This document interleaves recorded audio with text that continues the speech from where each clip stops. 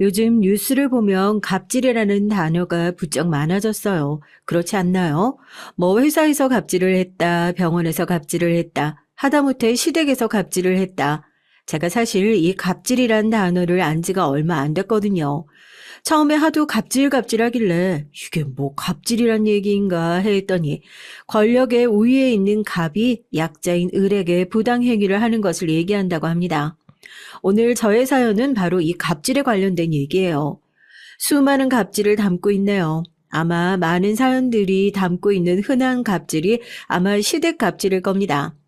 시댁에서 일어나는 일이 무슨 갑질이냐? 어른이 손 아랫사람에게 시키는 게 당연하게 해줘야 하는 일들 아니냐? 사회에서 어느 정도 묵인하고 넘기는 일들이니까 참고 넘어가는 것들이 많을 겁니다. 그런데 제가 오늘 얘기하려는 시댁 갑질은 좀 달라요.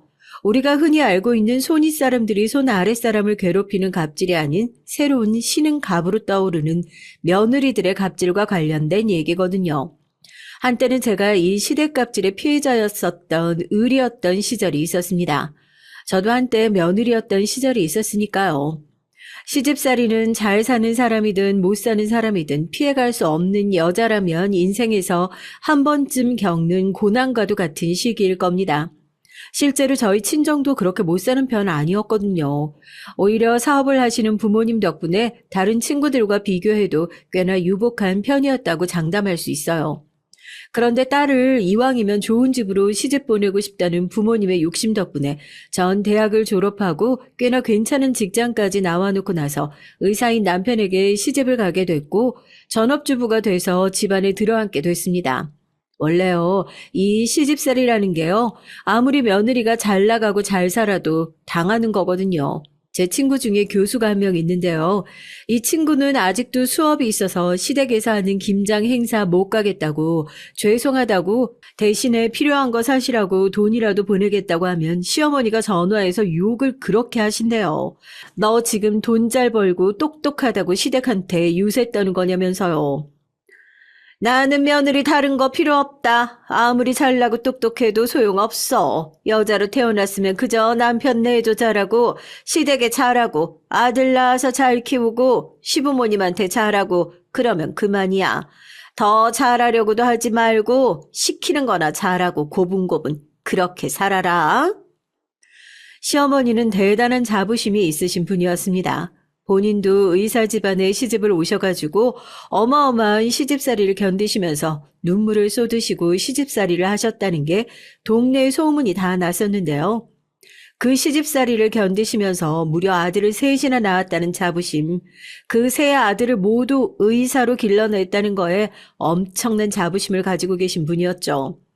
의사인 남편과 세 아들 모두 의사, 그거 하나로 인생의 업적이 결정됐다고 생각하시는 분이에요. 나도 해냈으니까 며느리인 너도 응당 해낼 수 있다고 생각하시는 분이었으니 제 시집살이 안 봐도 훤하죠. 부모님 밑에서 하하호호 즐겁게 생활하던 제가 시어머니 눈에는 어디 나사 하나 빠진 것 같은 애처럼 보였을 겁니다. 참 웃긴 게 저 결혼할 때 시가에서 1원 한 장 받은 거 없어요. 절값도 받은 거 없어요. 오히려 의사사위 데려간다고 저희 집에서 해준 게 더 많았는데도 그랬네요. 저만 그런 취급받은 게 아니라요. 남편이 막내 아들이었는데 손윗 동서들 전부 다 그랬어요. 뭐 대단한 용이라도 장가보는 것처럼 며느리 하대하고 부리는 걸 당연하게 여겼죠.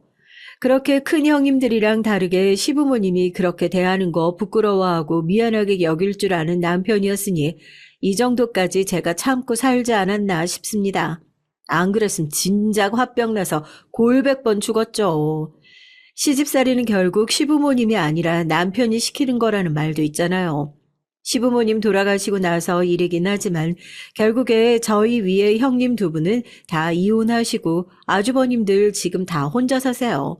둘째 아주버님은 재혼하셨는데 또 이혼이요. 그 버릇 어디 못 가는 거죠. 차라리 결혼할 때 시댁에서 돈을 수십억이라도 받고 그런 취급을 당했으면 좀 덜 억울했을까 싶기도 한데 안 받아봐서 모르겠지만은 인간적인 모멸감을 너무 많이 당하니까 참 속이 답답했었던 것 같아요. 아침, 점심, 저녁도 모자라서 시어머니가 모시고 오는 손님들까지 여름이고 겨울이고 할 것 없이 매번 설거지를 하고 새 그릇을 씻어서 상을 올려야 하는 것은 물론이고요. 요즘 사람들은 상상도 못할 수준의 제사는 덤으로 따라오더라고요. 조상을 열심히 모신 덕분에 이렇게 귀한 아들들을 얻게 된 거니까 며느리들이 조상님들에게 치성을 더 열심히 드려야 하는 건 당연한 일이라나요? 그때 저 혼자만 아이가 없는 상황이었는데 아들 점지를 못 받는 이유가 제가 덕이 부족해서 그런 거라면서 손이 동서들 일 못하게 하고 저 혼자서만 그 많은 상을 다 준비하게 했던 적도 있습니다. 속으로 혀를 내둘렀어요. 그렇게 포악을 떨어야만 후대를 챙겨줄 줄 아는 조상이시면 안 모시는 게 맞지 않나 하고요. 시집살이를 하는 동안 온몸이 성한 곳이 없을 정도로 몸도 마음도 엉망이 됐습니다. 친정 부모님도 어쩔 도리가 없었죠. 그렇다고 딸이 또 이혼녀 꼬리표 달고 집으로 돌아오는 것은 원치 않으셨던 거예요. 몇 년만 버티고 애 생기면 너 몸도 약하니까 분가하겠다고 그러면 되지 않겠냐고. 그렇게 달래기만 하시는 거죠. 아직 그때 생각만 하면 지긋지긋하고 자다가도 화가 치밀어 오른다니까요. 첫 명절에는 친정에 가보는 게 아니라면서 아예 친정에 가보지도 못했고요. 명절이 5일이나 하면 다 끝나갈 때쯤에 하루나 이틀 그것도 겨우 짬을 내고 눈치를 보면서 다녀올 수 있는 거예요. 내가 그래도 좋은 시어머니라서 선심 써서 너를 보내주는 거다. 원치도 않는 소리를 꼭 덧붙이시면서요. 고마운 마음도 없는데 그런 소리를 들으면 고맙다는 소리가 목구멍으로 올라오려다가 쏙 사라져요. 저희 부모님이 시댁에서 제가 그런 구박을 받으면서 지내고 있다는 것을 알고 있으니까 그래도 좀 하고 싶은 거라도 하고 사고 싶은 거라도 사고 지내라고 크진 않지만 매달 용돈을 조금씩 보내주고 계셨거든요. 하루는 방에 들어가서 제 옷장을 뒤져보셨나 봐요. 나갔다 돌아오니까 집 앞마당에다가 제가 새로 산 옷들을 가위로 찢어놓은 건지 손으로 찢어놓은 건지 아주 엉망진창으로 만들어 놓고 다 늘어놓으셔서 얼굴이 새빨개지셔가지고는 소리를 막 지르세요. 네가 무슨 돈이 나서 이걸 샀냐고요. 친정 엄마가 보내주신 용돈으로 산 거예요. 이 사람 돈으로 산 거 아니라고요. 네 남편이 하루 종일 피 철철 흘리는 사람들 봐가면서 돈 벌어가는데 친정에서 용돈이라도 받고 있으면 그거 모아가지고 네 남편 차라도 바꿔줄 생각을 해야지. 어디 개념 없는 의사 마누라들처럼 백화점 돌아다니면서 쇼핑이나 하고 네가 생각이 있어? 애를 제대로 갖기를 해. 남편 내조를 똑바로 하기를 해. 네가 생각이 있는 애야 없는 애야? 서러워서 눈물이 펑펑 나더라고요.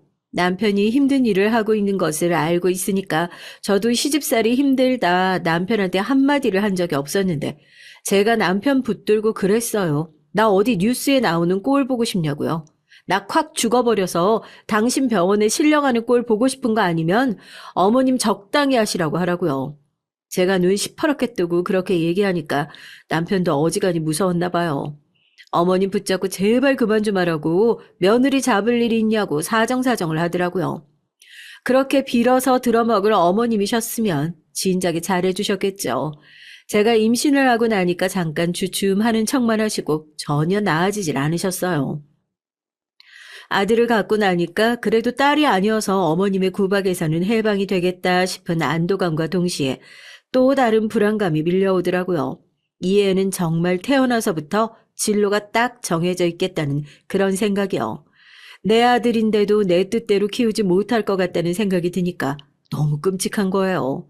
그 당시에 저희 둘째 형님이 가장 먼저 이혼을 하시고 아주버님이 어머님 때문에 이혼을 했네 마네 원망을 하니까 어머님이 남아있는 며느리한테 더 잘해줄 생각을 하시긴커녕 더 쥐잡듯이 잡을 그럴 때였어요.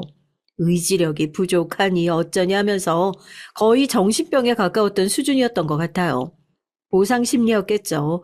본인도 그렇게 당하고 살았으니 너희도 한번 당해봐라 하는.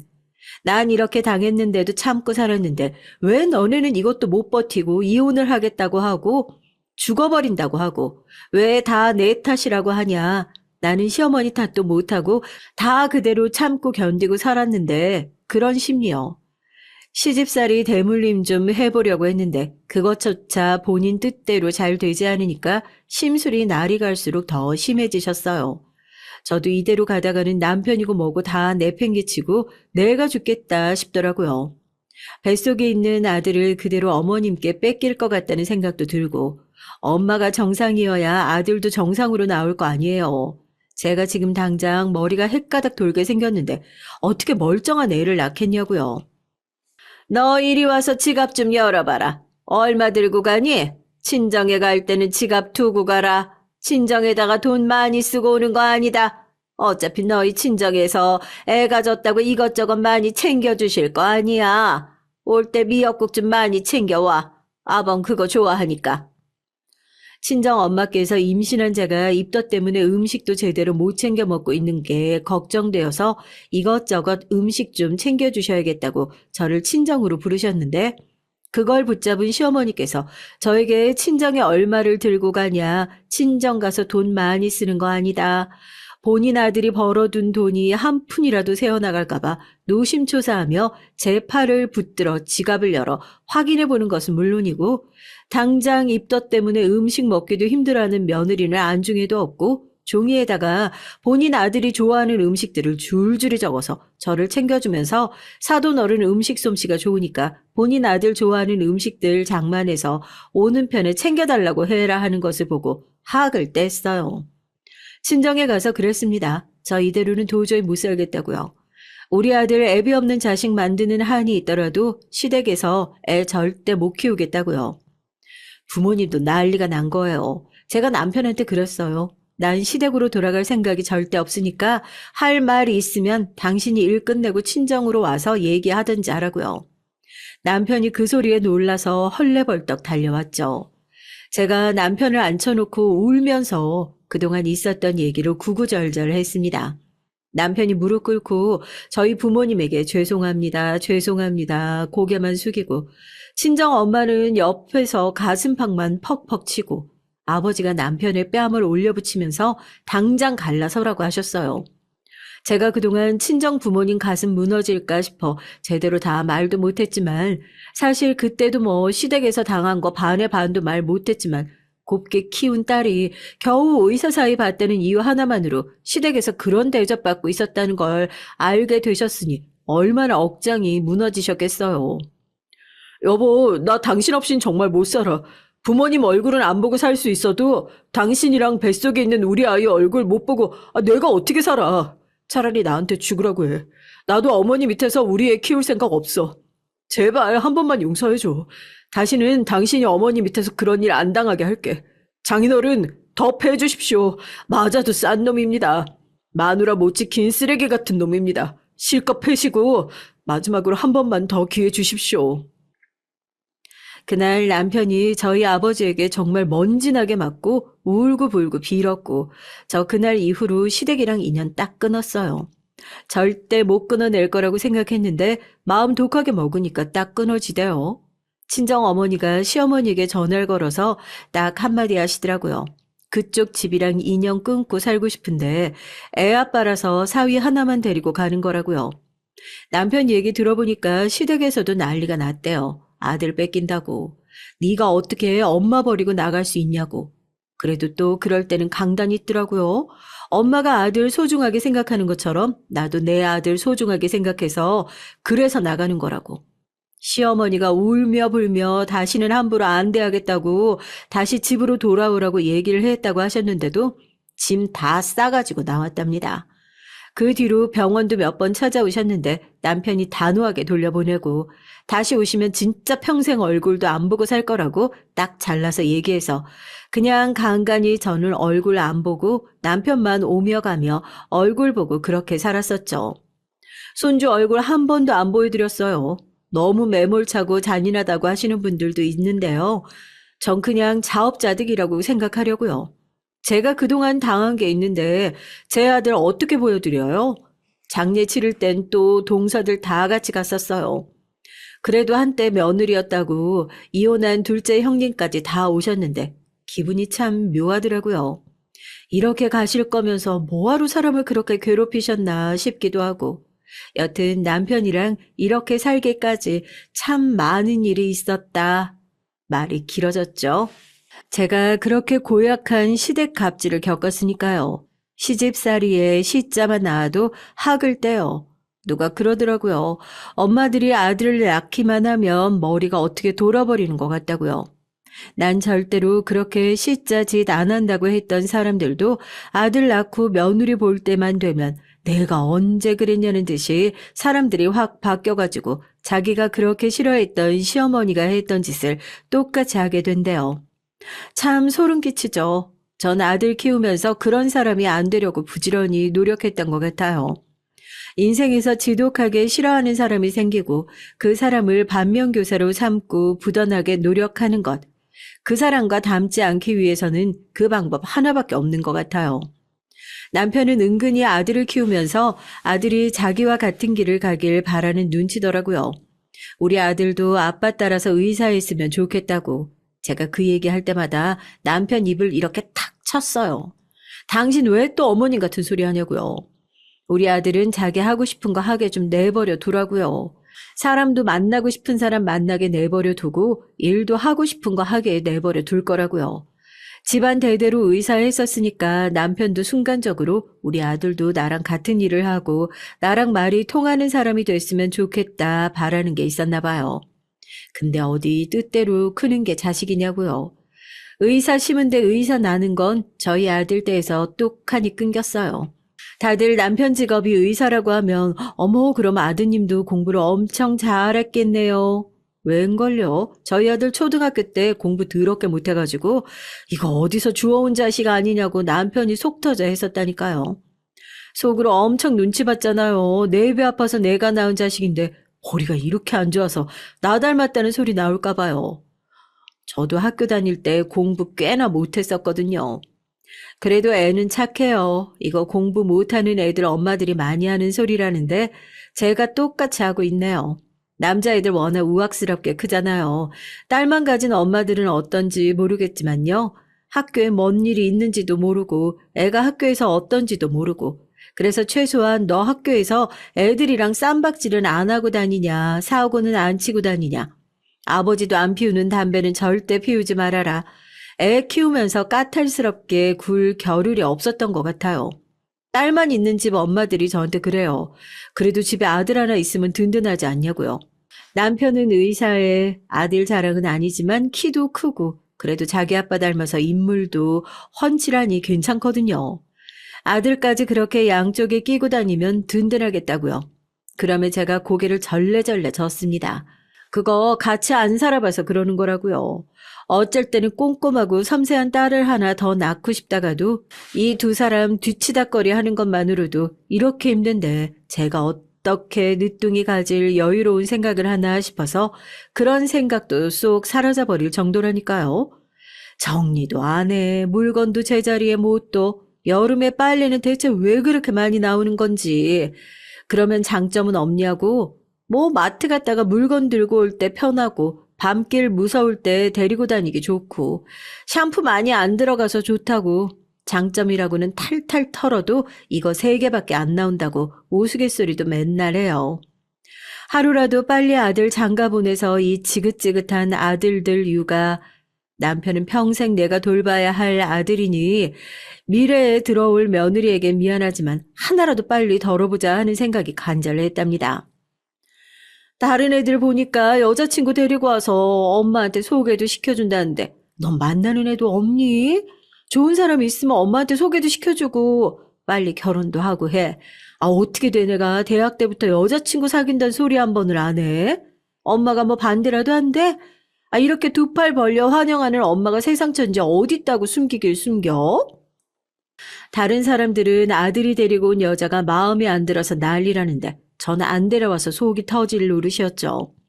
남중남고를 낳은 아들은 자기 친구들이랑 우르르 몰려다니면서 공이나 차고 PC방이나 다니고 노래방이나 다니는 걸 좋아하더니 기껏 대학에 가서도 여자친구 사귄다는 소리를 한 번도 들어본 적이 없어요.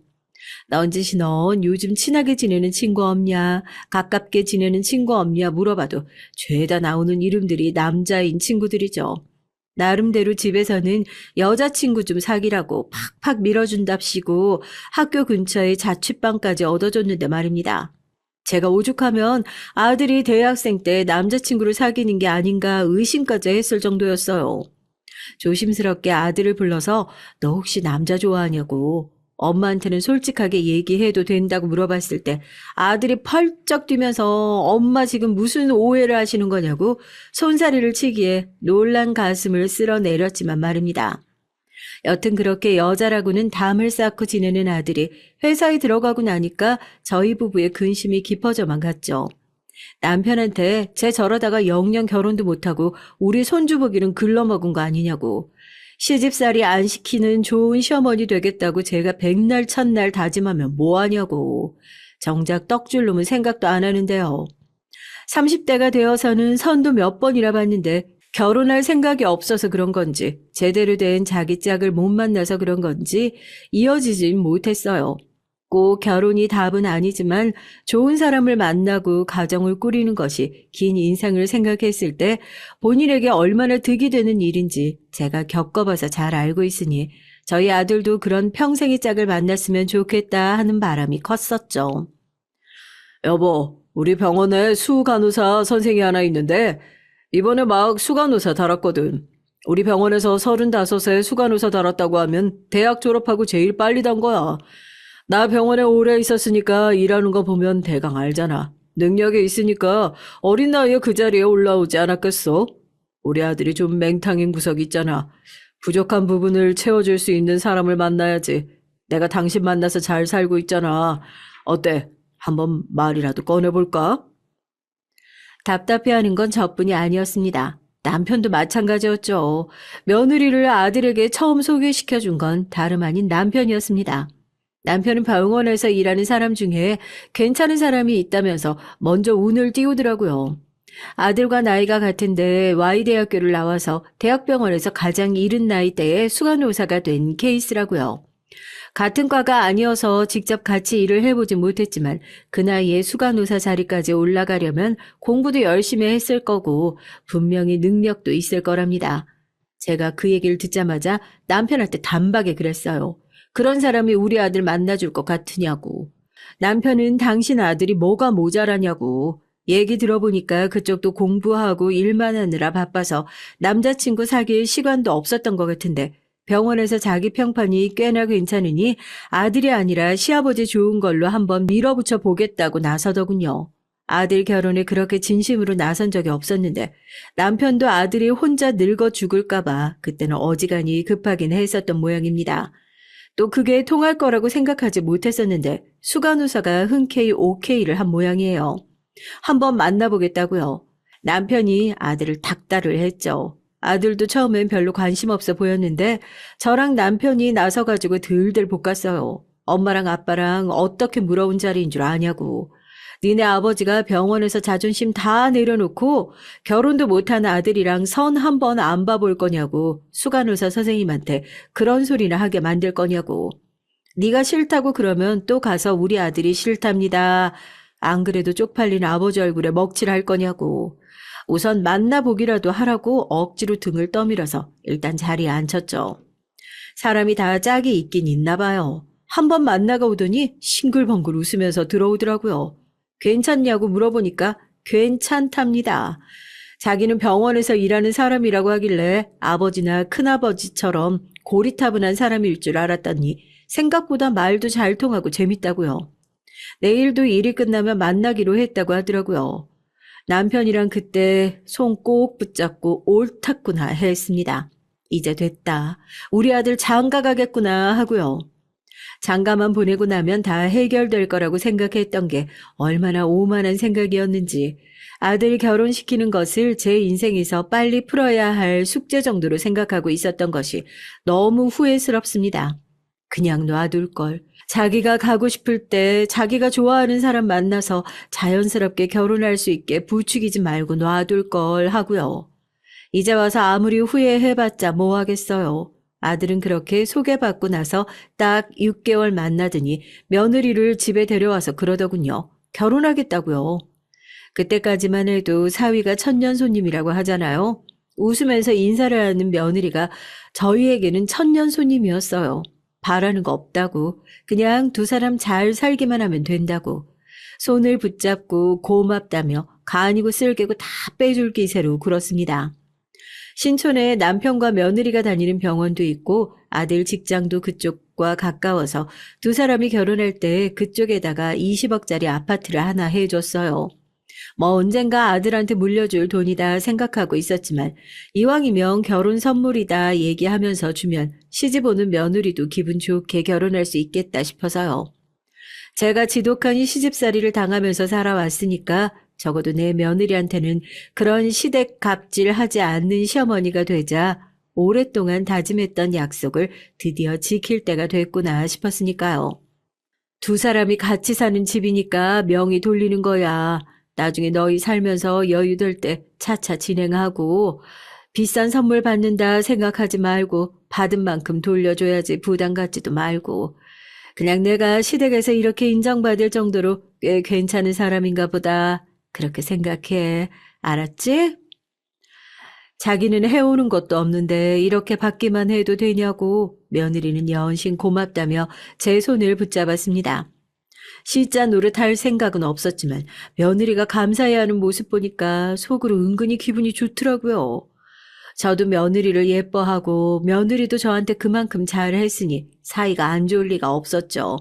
거기다가 이렇게 좋은 생각만 하고 서로에게 좋은 영향을 끊임없이 주었던 덕분일까요? 결혼한 지 얼마 지나지 않아 며느리의 임신이라는 기쁜 소식을 전해 듣게 됐습니다.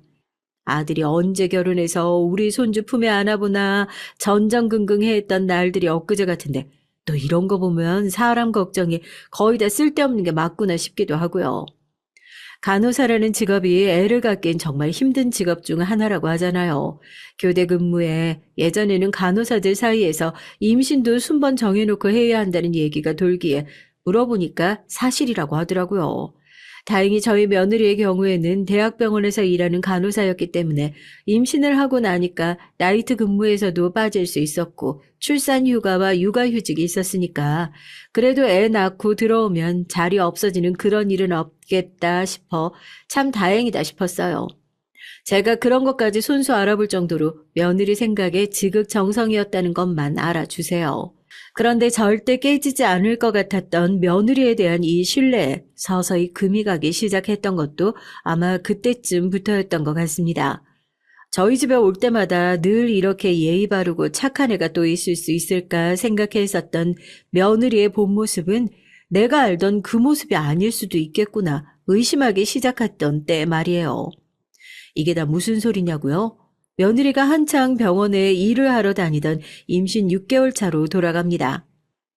남편이 일을 하고 있는 곳이긴 하지만 제가 아파서 검진을 받으러 간 때를 제외하면 병원까지 가본 적이 단 한 번도 없었어요. 이 어려운 발걸음도 임신한 며느리 모시러 가려니까 또 떨어지대요.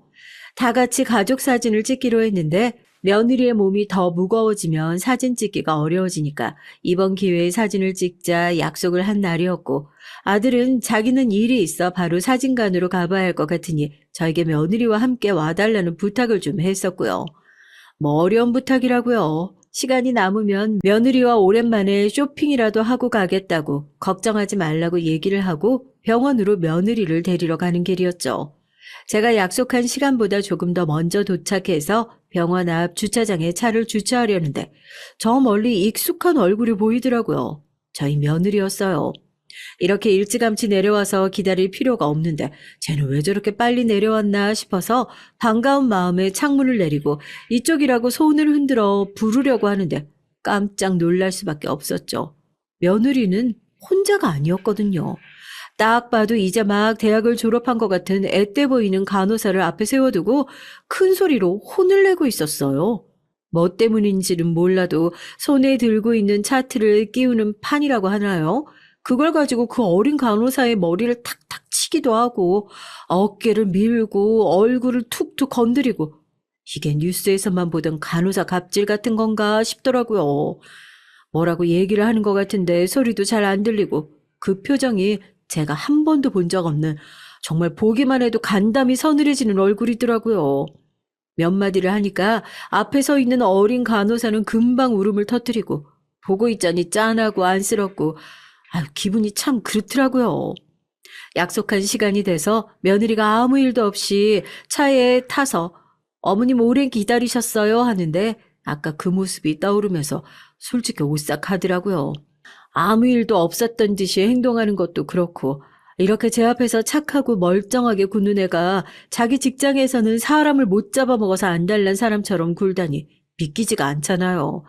솔직히 얘기를 할까, 며느리한테 이런 얘기를 하면 안 되는 걸 알지만 그 어린 간호사를 괴롭히는 모습에 저 옛날에 우리 시어머니에게 시집살이 당하던 모습이 떠올라서 심장이 덜컥 내려앉더라고요. 평소랑 다르게 웃으면서 반응을 해주질 못하겠더라고요. 그랬니. 며느리도 제가 뭔가 평소와 다르다고 느꼈나 봐요. 몇 마디 하더니 더 이상 말을 안 하고 조용히 입 다물고 가더라고요. 평소 같으면 제가 사진을 찍는 내내 며느리 칭찬을 아끼지 않고 분위기가 화기애애했을 텐데 아까 그 장면을 빤히 봐놓고서도 평소처럼 며느리를 치켜 세우는 말들이 도저히 나오지가 않더라고요. 입이 떨어지지가 않았어요. 당연히 분위기가 평소처럼 좋았을 리가 없죠. 그렇게 사진만 찍고 흐지부지 식구들이 헤어지게 됐어요. 집에 돌아오자마자 남편이 묻더라고요. 아까 차 타고 오면서 뭐 며느리랑 싸우기라도 했냐고요. 아무리 생각을 해봐도 내심 걱정이 돼서 남편에게 아까 제가 며느리를 데리러 갔다가 봤던 장면들을 상세하게 얘기했죠. 남편은 그래도 의사고 병원에서 일하니까 이런 모습을 많이 보기도 했을 거고 더군다나 며느리를 소개시켜준 게 남편이잖아요. 제 얘기를 듣던 남편은 정말 대수롭지 않다는 듯이 얘기를 하더라고요. 병원이라는 게 생명이 오가는 곳이잖아. 아마 맞은편에 서 있는 간호사가 뭘 잘못했는지 몰라도 생명이랑 연결되어 있는 큰 잘못을 했을 거야. 그렇게 크게 혼내지 않으면 다음에 또 위험한 순간이 올 수밖에 없으니까. 간호사들 겉으로 보기에는 서로 서열질한다고 너무 심하게 갈구고 괴롭힌다고 이런 얘기 있는데 그건 병원에서 일 안 해본 사람들이나 하는 소리야. 생명을 다루는 직업인데 당연히 남들보다 배로 더 긴장하고 일을 해야지. 너무 그 장면 하나만 보고 오해하지 마. 걔도 무슨 사정이 있었겠지. 오히려 남편은 병원에서 그런 일이 비일비재하다며 며느리를 두둔하고 나섰습니다. 머리로는 잘 이해가 되지 않았죠. 아무리 생명을 다루는 일이라고 해도 아무리 촉각을 다투는 일이라고 해도 사람을 인격적으로 그렇게 모독하는 것이 용납이 된단 말인가 했지만 현장에서 같이 일하는 사람이 가장 잘 알지 그 사정을 누가 제일 잘한단 말이에요. 그냥 그런가 보다 하고 마는 거죠. 내가 괜한 오해를 한 것 같다고요. 남편도 별 걱정을 안 한다고 그때는 그 일을 대수롭게 생각하지 않고 그냥 넘어갔었죠. 그런데 이번 일을 겪고 나니까 그 일은 그냥 저희에게 주었던 마지막 힌트 같은 거더라고요. 나 사실 이런 사람이니까 알아서 피해라는 메시지요. 남편의 말대로 며느리의 행동이 병원에서 비일비재하게 일어나는 일들 중 하나였으면 좋았겠지만 아쉽게도 그것은 저희의 바람이었을 뿐이었나 봅니다. 찝찝하긴 했지만 이걸 가지고 제가 나서서 며느리에게 얘기를 하는 것도 또 괜한 시집살이가 될까 싶어 덮어뒀는데 진짜 큰 문제는 며느리가 아이를 낳고 육아휴직을 쓰고 있는 동안 일어났어요. 며느리가 아이를 낳고 나니까 저도 손주를 봤다는 기쁨에 언제 그런 일이 있었나 싶을 정도로 찝찝한 기억은 까맣게 잊고 있었는데요. 그렇게 오랜만에 주말에 저희 부부가 평화로운 시간을 보내고 있던 중 아들이 급하게 저희 집 문을 두드렸습니다. 이 시간에 갑자기 어쩐 일이냐고 무슨 일이라도 있는 거냐고 묻는 저에게 난처한 표정을 짓더니 아버지에게 먼저 말씀을 드려야 할 것 같다고 저를 쏙 빼고 아버지와 함께 서재로 들어가더라고요. 저에게도 얘기하지 못할 집안일이 대체 뭐가 있단 말인지 두 사람은 그렇게 한참을 나오질 않았고 이내 남편의 큰 소리와 함께 서재 문이 열렸습니다. 대체 병원에서 처신을 어떻게 하고 다니길래 그런 거 하나 제대로 처리를 못해서 여기까지 찾아온단 말이야? 아주 아버지 얼굴에 먹칠을 해도 유분수지. 입단속 잘 시켜. 알겠어? 대체 무슨 일이냐고. 나는 이 집 식구 아니냐고. 이 집에서 무슨 일이 일어났으면 당연히 나도 알아야 하는 거 아니냐고 따져 물으니까 그제서야 아들이 실토를 합니다. 며느리 앞으로 소장이 날아왔다고 하더라고요. 살면서 소장 받아볼 일이 뭐가 있겠어요. 대체 무슨 일이냐고 그러니까 직장 내 괴롭힘이랍니다. 후배 간호사가 그동안 해왔던 직장 내 괴롭힘을 차곡차곡 모아서 폭언, 폭행 등등으로 고소장을 넣었고 합의를 하지 못하면 복직도 어려울 수 있다는 얘기였어요. 남편은 병원에서 본인의 체면도 있으니까 하루라도 빨리 피해자를 만나서 합의를 하고 일을 마무리시키자는 입장이었고요. 당연히 두 사람 힘으로는 합의금 마련이 쉽지 않으니까 여차하면 아버지 도움을 받을 생각으로 찾아왔나 봅니다. 기가 막혀서 말이 안 나오더라고요. 아들한테 그랬어요. 당장 앞장서라고요. 아무리 시집살이 안 시켰다고 하더라도 이건 시집살이의 영역이 아니죠. 어른으로서 잘못된 건 분명히 짚어줘야 한다고 생각했습니다. 잘못을 했으면 네가 와서 죄송하다. 한 번만 도와주실 수 있냐? 와서 사정을 해도 모자랄 통해 어디 남편 딸랑 보내놓고 해결하고 와라. 그게 맞니? 내가 이전에 너 데리러 갔을 때 주차장에서 보면서 설마 했었다. 직장 내 괴롭힘으로 고소당하다니. 아니 이게 무슨 집안 망신이야. 대체 회사에서 행실을 어떻게 하고 다니길래 이런 일이 생기요. 어머니 정말 아니에요. 어머님이 잘 모르셔서 그러시는 거예요. 병원에서 간호사들끼리 다 그 정도는 하고 저희도 이게 질서라는 게 있으니까 앞뒤 확인도 안 하시고 다짜고짜 이렇게 오셔서 저만 무작정 혼내시면 저 정말 억울해요. 며느리는 되려 본인이 억울하다고 적반하장으로 굴더라고요. 육아휴직 쓰고 갓난아기 돌보기도 힘들어 죽겠는데 어머님까지 이렇게 자기 구박하시면 자긴 정말 설 곳이 없다면서요. 제가 마치 말도 안 되는 일로 꼬투리를 잡아서 며느리한테 시댁 갑진이나 하는 못된 시어머니처럼 은근슬쩍 얘기를 하는데 더 대화를 하고 싶은 마음이 싹 사라지더군요. 어떻게 이런 모습을 여태까지 몰랐나 싶어 억울하기도 하고요. 그때부터 며느리와의 사이가 틀어지게 됐던 것 같습니다. 한때는 정말 막내딸이 생긴 것처럼 애지중지하고 아들보다 더 많이 자랑을 하고 다녔었는데 자기보다 약한 사람을 괴롭히는 모습을 여태 제 앞에서 숨겨왔다고 생각하니까 어떤 행동을 하더라도 정이 가질 않는 느낌이더라고요. 며느리도 마찬가지였습니다. 결국 남편의 체면을 생각해서 그 사건은 저희 부부가 무사히 수습을 했다고 하지만 본인이 잘못을 했으면 한참을 숙이고 나와도 모자랄 판에 제가 냉랭한 반응으로 나오니 저 역시 노력을 할 생각조차 하지 않더군요. 오히려 불편하다는 티를 대놓고 내는 느낌이었어요. 가족 모임이 있다고 하면 갑자기 병원에서 검사받을 게 생겼다면서 병원에 가봐야 한다고 하질 않나. 이런저런 핑계대면서 저희 가족과는 만나는 것을 꺼리는 눈치였죠. 꼴도 보기 싫은 건 오히려 저희였는데 적반하장으로 나오는 모습에 화가 계속해서 쌓여만 가고 있었습니다. 그런데 며느리가 본인이 궁하게 되니까 저를 먼저 찾아왔습니다. 육아휴직이 슬슬 끝나가던 차였거든요. 안사돈의 경우에는 나가서 하루 종일 일을 하시니 손주를 맡아주실 상황도 아니었고 집도 가깝고 병원이랑 거리도 가까운 저한테 맡기는 것이 여러모로 머리를 굴려봐도 이득이라는 생각이 들었나 봐요. 늘 그렇듯이 시작은 아들이었죠. 며느리와 함께 한동안 연락도 없이 뜸했던 아들이 갑자기 엄마랑 밖에서 밥이나 한 그릇 먹고 싶다기에 무슨 일인가 했더니 결국 자기들이 부탁할 게 있으니까 불러낸 거였더라고요. 자기 마누라가 곧 육아휴직이 끝나게 되는데 지금 연달아 자기가 육아휴직을 쓸 수 있는 상황이 아니라고요. 본인이 육아휴직 썼다가 돌아오면 회사에 책상 빠질 위험인데 엄마가 한 번만 도와주시면 안 되냐. 길게도 아니고 딱 6개월이다. 아들 직장 잃는 건 엄마도 싫지 않냐고 하고요. 입맛이 확 떨어져서 숟가락을 탁 소리나게 내려놨어요. 아들이 입을 꾹 다물더라고요. 내가 너무 시어머니 짓 하는 것 같아서 말도 안 하고 꾹 참고 있었는데 네 마누라는 입이 없다니? 적어도 애를 맡기는 걸 부탁하는 일이면 남편 앞세워서 이렇게 밥 한 그릇 대충 사주면서 부탁할 게 아니라 둘이 손잡고 집으로 찾아와서 진심으로 부탁을 해도 모자랄 판에 시어머니 얼굴 꼴도 보기 싫어서 남편만 덜렁 보내가지고 부탁하는 상황에서 자기 애는 어떻게 믿고 맡긴다니? 난 그런 며느리 애 봐줄 생각 없으니까 돌아가라. 제가 당연히 애를 봐주겠다고 할 줄 알았나 봐요. 아들도 그런 거 아니라고. 그냥 얘기만 나온 건데 자기가 엄마랑 정말 밥 먹고 싶어서 부른 김에 얘기 한번 꺼내본 거라고 하더라고요. 제가 뭐 바보 천치입니까?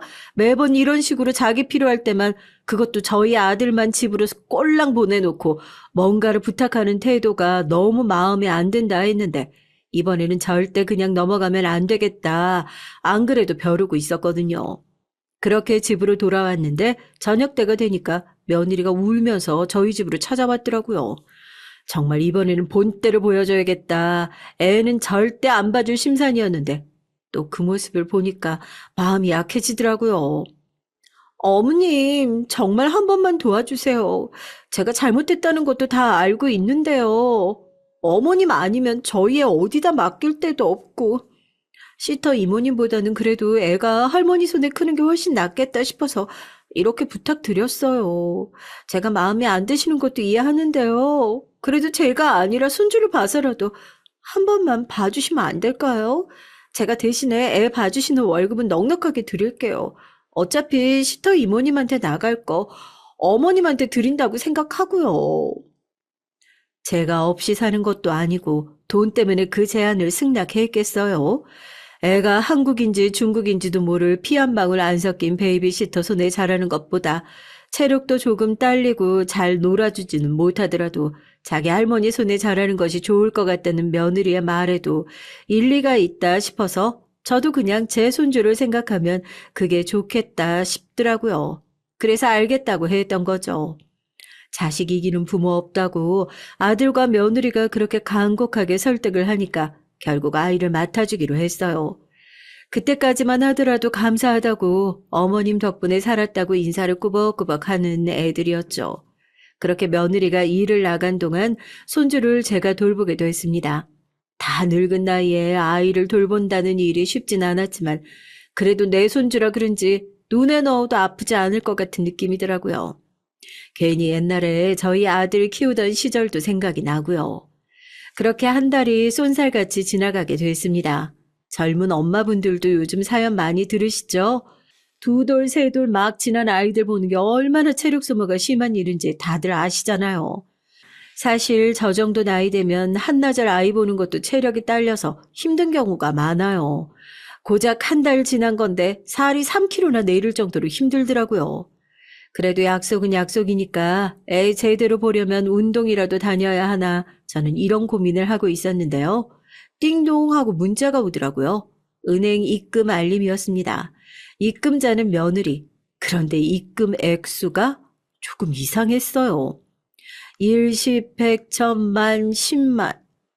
아무리 숫자를 다시 세봐도 10만에서 끝나는 숫자. 월급을 넉넉히 챙겨주기로 약속해서 뭔가 기대를 했던 것도 아니지만 시터한테 들어갈 돈 어머님한테 드리는 건데요 하고 호언장담을 한 것 치고는 굉장히 약수한 액수가 통장에 입금된 겁니다. 30만 원이요. 한 달 동안 손주를 봐주면서 고생했던 제 일당이 하루에 10,000원으로 책정되는 순간이었죠. 처음엔 아닐 거다. 며느리가 착각해서 잘못 입금을 했을 거다 믿지 않았어요. 이걸 말을 해야 하나 말아야 하나 한참을 고민하다가 점심시간이 돼서야 며느리에게 연락을 해봤습니다. 어머님 무슨 일 있으세요? 제가 지금 점심 먹고 나가봐야 돼서 좀 바쁜데 급한 거 아니시면 이따 저녁에 애 데리러 갈 때 말씀하시면 안 될까요? 내가 이걸 말을 해야 하나 말아야 하나 고민하다가 괜히 말을 안 하고 저녁까지 혼자 생각하다가 오해가 있을까 싶어서 얘기한다. 너 혹시 나한테 돈 잘못 입금했니? 나한테 오늘 30만 원이 입금됐는데 이거 혹시 나한테 애 봐줘서 고맙다는 비용으로 입금한 게 맞나 해서 물어본다. 혹시 다른 데 입금할 돈 나한테 잘못 입금한 거니? 아니요. 어머님 저 제대로 입금한 거 맞는데요? 나름 넉넉하게 챙겨드린 것 같은데 모자라신 거예요? 간식이랑 이것저것 사서 드시면 그것도 충분하지 않으세요? 어머님도 하루 종일 손주 보시니까 좋고 용돈도 벌어 가시니까 좋다고 생각했는데. 얘기를 듣는 순간 너무 기가 막혀서 얼굴이 빨갛게 달아오르더라고요. 이게 넉넉한 금액이냐고 따지기에도 제 자존심이 너무 상하고요. 이딴 걸 용돈이랍시고 넉넉하지 않냐고 되묻는 며느리의 태도가 너무 뻔뻔해서 말입니다. 이런 걸 믿고 애를 봐주겠다고 했던 제 자신이 가장 한심해지는 순간이었죠. 됐다고 저녁에 와서 다시 얘기하자고 하고 전화를 끊으라고 했습니다. 제가 상대방이 전화를 끊기 전까지 전화 끊지 않는 버릇이 있거든요. 그게 전화 받는 예절이라고 배우기도 했었고요. 그런데 전화가 끊어진 줄 아는 며느리가 주변 사람들한테 제 욕을 하는 게 수화기를 타고 선명하게 들리는 겁니다. 노인네가 욕심도 더럽게 많네. 아, 우리 시어머니 나이 먹으면 돈 욕심 좀 없어지지 않아? 자기 손주 봐주면서 무슨 베이비시터 월급 받아가는 것처럼 받아가려고 하잖아. 완전 도둑년 심보 아니야? 아, 이게 시댁 갑질인가 봐. 피곤하다, 피곤해. 그 얘기를 듣는 순간 머리가 새하얘지더라고요. 대체 우리 집에 어떻게 이런 게 들어왔나 싶고 기가 막혔습니다. 가족들한테 모두 연락을 했죠. 퇴근하고 나면 다들 집으로 모이라고요. 제가 그 얘기를 들었을 거라고 생각도 못한 며느리는 그냥 낮에 전화로 했던 얘기 때문에 그런 거라고 생각을 하고 저한테 봉투를 내밀더라고요. 모자라신 것 같아 조금 더 챙겼다고요. 제가 웃으면서 그 봉투를 며느리 얼굴에 집어 던졌습니다. 왜? 이거 받았다가 또 돈만 밝히는 노인네 소리 들을까 무서워서 못 받겠다. 가족들이 이게 무슨 소린가 눈만 꿈뻑거리는데 제가 낮에 며느리와 통화가 녹음된 것을 그대로 틀었습니다. 제 전화가 통화 내용이 자동 녹음되거든요. 며느리 얼굴이 시뻘개지고 저희 남편 통화 녹음 듣자마자 자리에서 벌떡 일어나서 며느리의 뺨을 시원하게 올려붙였어요. 내가 너한테 기회를 몇 번이나 줬어. 갑질로 고소당했을 때 합의금까지 물어줬었는데 감히 네 시어머니한테 이렇게 뒤통수를 쳐? 난 내 가족 지킬 거다. 네 어머니한테 이따위로 군 순간 너도 내 아들도 아니고 너도 내 며느리 아니야. 당장 이 집에서 나가라. 당장! 남편이 그렇게 크게 화를 내는 거 제가 시댁에서 나올 때 이후로 처음 보는 것 같았어요. 아들한테 지금 살고 있는 집도 당장 빼고 이혼하기 전에 집에서 부모님 얼굴 다시 볼 생각하지 말라고 그렇게 으름장을 놨죠. 아들도 자기 아내가 감히 자기 어머니한테 이런 얘기를 했을 거라고 상상도 못했을 거 아니에요. 충격이 이만저만이 아닌 것 같은 눈치였습니다. 며느리는 엉엉 울면서 자기가 육아 스트레스가 너무 커서 순간적으로 잘못 판단을 한 것 같다고 헛소리를 했다 생각하고 한 번만 봐주시면 안 되냐.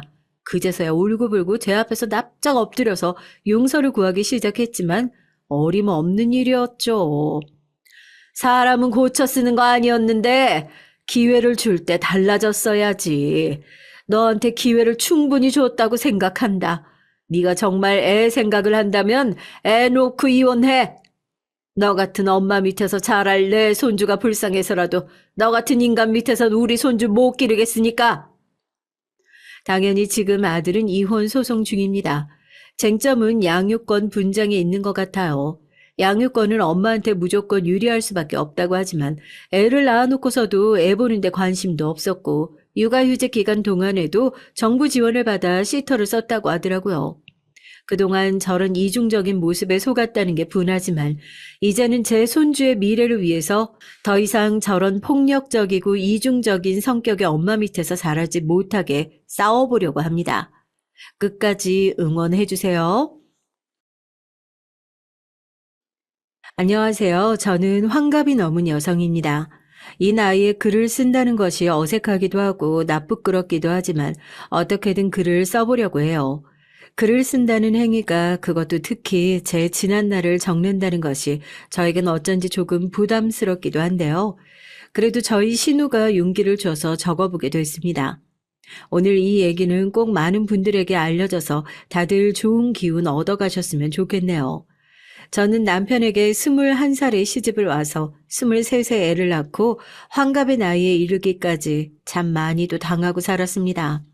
남들은 어떻게 이런 남편을 모시고 사냐고 놀랄 정도였죠. 저희 남편은 시부모님이 가장 사랑하는 장남이었습니다. 장남이라는 타이틀과 더불어 남편이 워낙에 어렸을 적부터 똑똑하고 대학도 잘 갔던지라 시부모님의 대단한 자랑거리셨죠. 그 덕분에 전 시부모님의 잔소리도 많이 듣고 살았습니다. 우리 의사 아들을 낚아채 갔으면 네가 남편도 잘 모셔야지만 시부모님에게도 깍듯하게 해야 되는 거다. 네 동서를 봐라. 쟤는 하나를 알려주면 둘, 셋을 알잖니. 네가 네 동서보다 인물도 못나 집안도 후져. 그래도 내조 하나만큼은 따라가야 하지 않겠니? 네, 어머님 무슨 말인지 알겠습니다. 그래, 내가 말한 대로 청소는 제때 해야 되고 남편 속옷은 꼭 손빨래하고 너는 굶더라도 아침밥은 꼭 챙겨야 되는 거. 아이고, 이제 말하기도 지겹다. 알겠니? 네, 어머님, 알겠습니다. 젊은 세대와는 달리 저희 세대는 남편이 돈을 벌고 여자는 집안에서 살림을 많이들 했던 것 같은데요. 당시 전 가정주부였습니다. 남편은 밖에서 돈을 버는 사람이었고요. 그러니 더더욱 제가 의견을 떳떳하게 펼치고 살기가 힘들었네요. 거기다 제게 손 아래 동서였던 사람은 남편처럼 의사였기에 어머님의 사랑을 듬뿍 받고 있었고요. 명절날 늦게 오는 것도 당연히 여겼고 설거지부터 과일 깎기까지 제게 시키는 걸 아무렇지 않게 하고 있었어요. 하지만 애 낳고 살기 바빴던 시절에야 저도 고분고분 내내 했지. 나이가 드니까 그것도 조금은 다르게 바뀌어가더라고요. 일단 제 목소리를 내게 된 그 시작은 남편의 외도였습니다. 남편은 어느 날 술집 여자를 집에 끌고 데리고 온 거예요. 제가 아들을 재우기 위해 동화책을 읽어주고 있었을 때였죠. 시끄러운 소리에 놀라서 나가보니까 남편은 술집 여자와 집안에서 2차를 하고 있더라고요. 둘이서 술을 주거니 받거니 하면서요. 어머, 언니도 와서 한잔해요. 오빠, 저 사람이 오빠 와이프예요? 어머, 실물이 낫네. 언니, 우리 친하게 지내요. 지금 뭐 하는 거예요? 당신, 뭐 하는 사람이에요, 도대체? 아니, 어떻게 우리 아들이 있는 집에 대놓고 술집 여자를 데리고 들어올 수 있냐고요? 아유, 왜 그래? 당신도 여기 와서 한잔해. 서로 언니 동생하며 친하게 지내면 좋지. 당신, 지금 제정신으로 하는 말이에요? 나 못 살겠어. 당신이랑은 도저히 못 살겠다고요. 지금까지 참은 것만으로도 머리가 터져버릴 것 같아요. 그때 거의 발악을 하듯 남편에게 그런 말을 하고서는 아들만 얻고 친정으로 뛰쳐나갔는데요.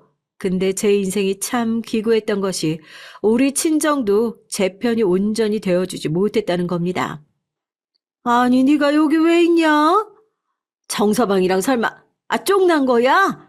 너 내가 여자는 쉽게 이혼하고 그러면 안 된다고 하지 않았니? 문제가 뭔데 그래? 제가 울며 모든 걸 설명하자 저희 친정엄마는 대수롭지 않은 일로 호들갑 떤다고 하셨고 친정 아버지는 고스란히 제 짐을 밖으로 내놓으셨습니다. 아기를 낳은 이상은 절대 이혼은 안 된다며 그냥 그대로 살라고 하시더군요. 왜 이렇게까지 가혹하셨던 건지 전 아직도 그때의 서름이 많이 남아 있습니다. 남편이 친정 엄마한테 한 번씩 주는 용돈이 좋으셨던 건지 이혼은 안 된다 외치는 친정에 저는 진절머리가 나고 정이 뚝 떨어졌어요. 그래서 어쩔 수 없이 아이와 함께 여관을 전전하게 됐는데 이것도 며칠 가니까 한계가 보이더군요. 결국 어떻게 해야 하나 고민을 하고 있던 때 엄마 쪽 저를 아껴주시던 이모네 집에 며칠 가 있게 됐어요. 어느 날 이모를 통해 시누이에게서 연락이 온 거예요. 참고로 우리 시누이로 말할 것 같으면 제가 시부모님 등살에 버거워서 허덕이고 있을 때 저를 도와준 유일한 사람이었죠. 새언니, 나예요. 언니가 그때 이모님 말씀하셨던 게 기억이 나서 수첩 뒤져보니까 내가 혹시 몰라서 전화번호를 받아놓은 게 있더라고요. 새언니, 우리 우선은 좀 만나요. 나 있는 집으로 와요. 아이 지금 많이 혼란스러워할 거 아니에요. 언니도 덜렁 짐도 별로 못 가지고 나와 있느라 힘들 텐데 여기가 그래도 안전할 거예요. 우리 엄마 아빠는 절대 모르게 할게요. 그래도 돼요, 아가씨? 알겠어요. 그럼 나 거기로 바로 갈게요. 이모네 집에서 언제까지고 신세를 질 수도 없었기에 전 그렇게 시누이의 집으로 옮기게 됐습니다. 도착을 하자마자 시누이는 고생 많았다며 저를 안아주더니 따뜻한 차부터 내어주더라고요. 시누이는 잔뜩 화가 나선 다짜고짜 남편 욕부터 시작했어요. 오빠 그 바람기 정말 알아줘야 한다니까. 아, 내가 못 살아, 진짜. 아니, 어떻게 술집 여자를 데리고 올 생각을 해요? 미치겠다, 진짜. 동네 창피해서 어디 말도 못하겠네. 새언니, 나 언니가 오빠 데리고 산다 했을 때부터 참 걱정 많았는데, 일이 이렇게까지 됐을 줄은 몰랐어요. 아, 진짜 마음 같아선 갈라서 그러는 소리 100번은 더 하고 싶네요. 그런데 그때 예상하지 못한 상황이 펼쳐졌습니다. 신우이가 처음으로 아무도 안 해주었던 남편 욕을 거침없이 해주는데 주르륵 눈물이 흐르더라고요. 마치 친정 부모님에게조차 외면당했던 상처를 신우이가 안아주는 느낌이었어요. 저도 모르게 그칠 줄 모르고 흐르는 눈물에 당황스럽기도 하고 민망스럽기도 했지만 신우인 그것마저 가여웠는지 저를 꼭 껴안아 주더라고요. 울어도 된다고 말해주는 그 다정한 말에 저는 더 서럽게 끄끄 오열했습니다. 다시 한번 말하지만 신우인 어떻게 시부모님 말에서 저런 사람이 나왔을까 싶을 정도로 따뜻한 심정을 가진 사람이었어요.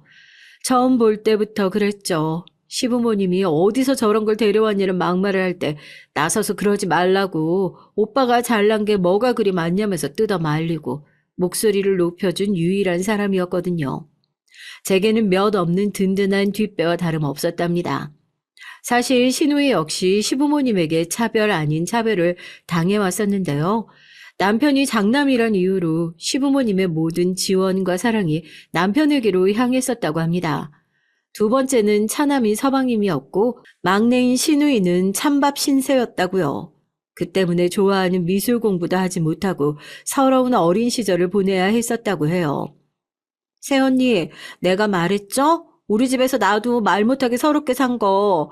나도 그거 다 늘어놓으려면 할 말 많죠. 근데 정말 오빠는 언니한테 너무한 것 같아. 남자란 이유로 오냐오냐 집안에서 떠받들어 커서 그냥 자기가 제일 잘난 줄 알고 남 생각은 하나도 안 하고 어렸을 때나 지금이나 아주 소름 끼치게 똑같아요. 언니, 마음 많이 상했겠지만 그래도 죽이라도 먹고 힘내요. 푹 자고 마음 편히 가져요. 난 언니가 무슨 결정을 하든 찬성이니까. 신우이는 제게 이혼을 한다고 해도 말리지 않겠다고 했어요. 자신도 자신의 오빠랑은 못 살 것 같다면서요. 어찌됐든 저는 신우이의 극진한 대접과 위로를 받으며 그나마 그곳에 가 며칠 몸도 녹이고 있었죠.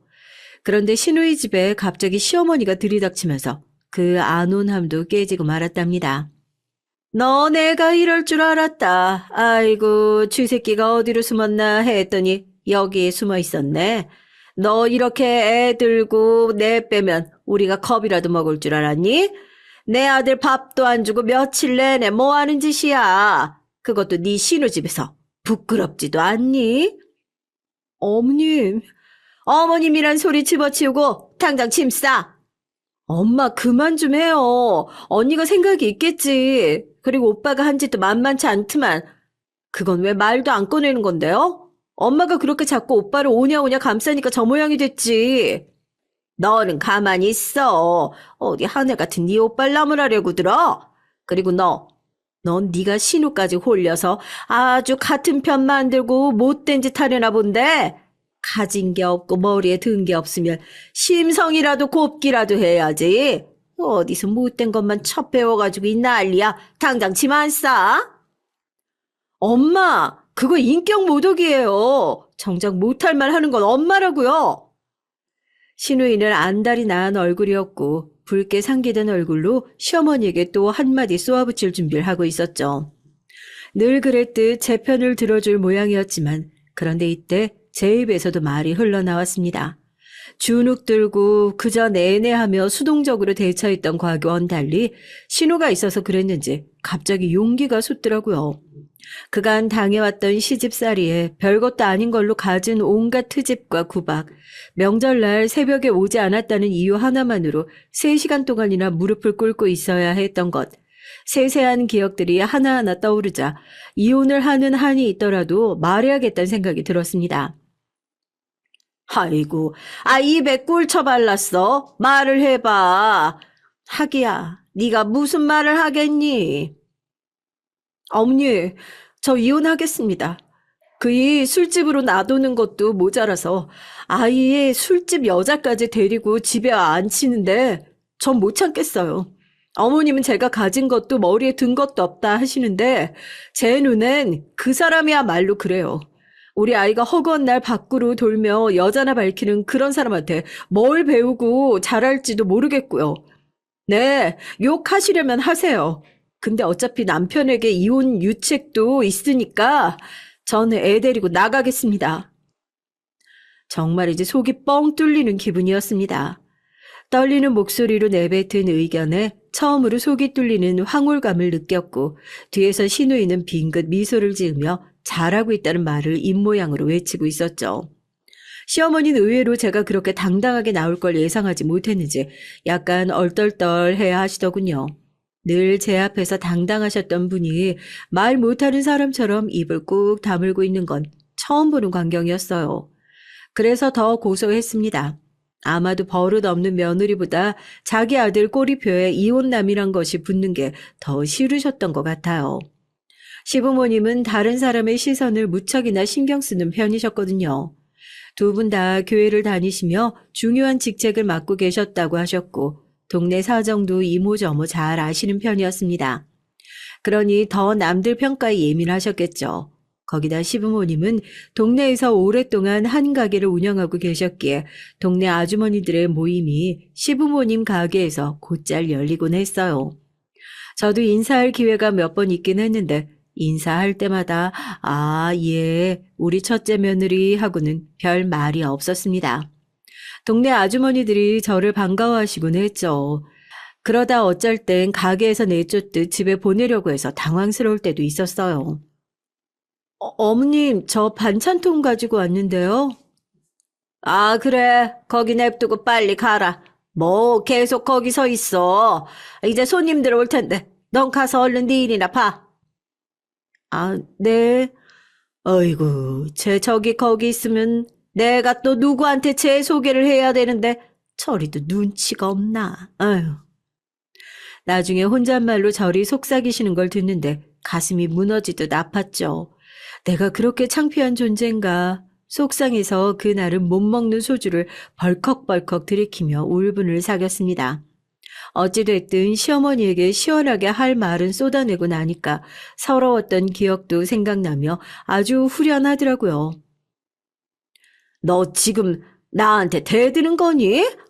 아이고 참. 그렇게 시어머니가 이 말씀을 남기고 시누이 집 밖으로 나갔을 때 저와 시누이 둘 다 누가 먼저랄 것도 없이 빙긋 웃었어요. 그날 이후 시어머니의 시집살이가 줄어들었냐고요? 그랬다면 좋았겠지만 그러진 않았습니다.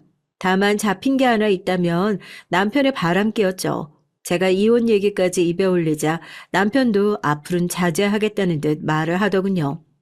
남편 역시 애한테만큼은 좋은 아빠로 남고 싶어하는 사람이었기에 한보 물러난 것으로 보였습니다.